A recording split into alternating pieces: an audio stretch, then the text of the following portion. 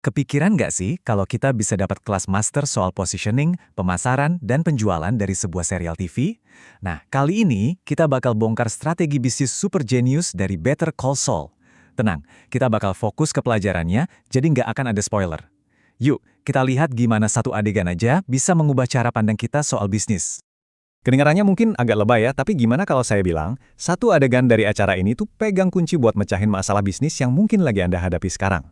Kita akan urai bareng-bareng gimana seorang karakter fiksi bisa ngasih solusi nyata buat tantangan yang sangat real.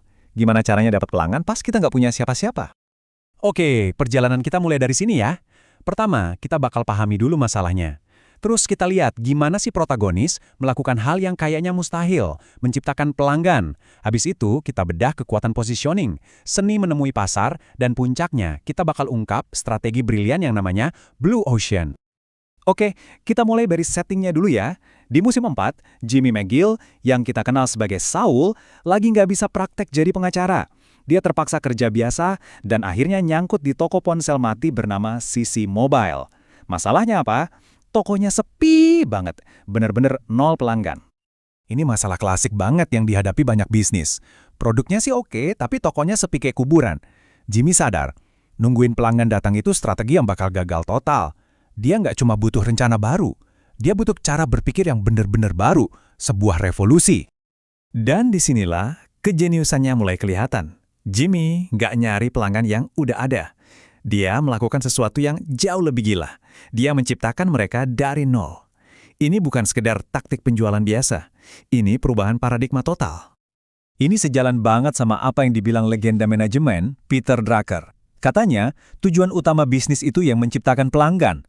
Maksudnya bukan nyiptain orang dari anta beranta ya, tapi gimana caranya kita bikin produk kita jadi relevan buat audiens yang sama sekali baru, yang punya kebutuhan yang juga sama sekali beda. Coba deh, lihat pergeseran ini.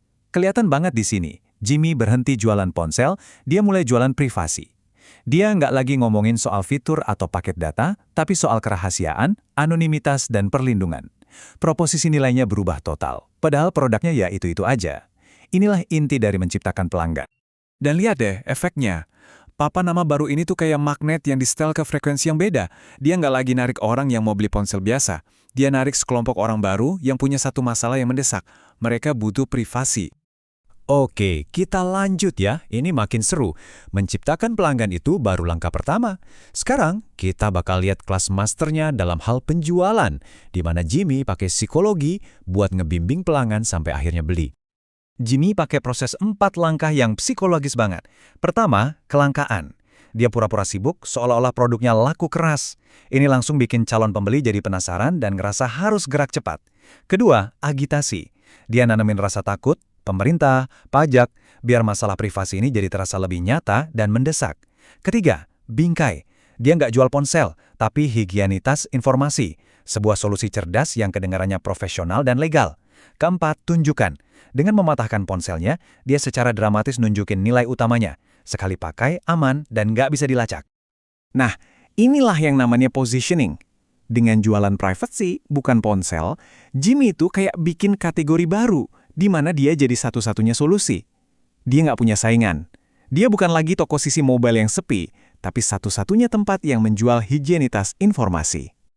Oke, Jimmy udah punya positioning produk yang keren. Tapi, gimana kalau penampilan kita nggak cocok sama target pasar kita? Nah, ini pelajaran penting berikutnya. Awalnya Jimmy gagal total. Pas dia coba jualan ke anak-anak jalanan dengan penampilan pengajarannya yang necis, mereka langsung curiga dan ngusir dia. Dia sadar penampilannya ini bikin gesekan. Jadi dia pulang, ganti baju, pakai tracksuit yang ngejreng, dan tiba-tiba dia jadi kelihatan kayak salah satu dari mereka. Hasilnya, ponselnya ludes terjual dari bagasi mobilnya. Pelajaran di sini tuh berharga banget. Intinya, temui pelanggan di mana mereka berada. Mau itu di TikTok, di LinkedIn, atau di pinggir jalan sekalipun. Dan yang lebih penting, sesuaikan penampilan kita biar nyambung sama lingkungan mereka. Kurangi gesekan, penjualan bakal makin gampang. Semua ini puncaknya ada di satu langkah yang benar-benar jenius. Nggak puas sama kesuksesan awalnya, Jimmy nekat deketin target pasar yang kelihatannya paling serang. Sebuah geng motor. Disinilah semua elemen strateginya jadi satu. Coba perhatikan deh gimana Jimmy langsung dapat kliknya. Dia nggak ngomongin fitur, dia ngomong pakai bahasa mereka. Dia tahu persis masalah mereka, dan langsung nawarin solusi yang sempurna. Dia nggak perlu jualan maksa, dia cuma perlu nunjukin kalau dia ngerti masalah mereka lebih dari siapapun.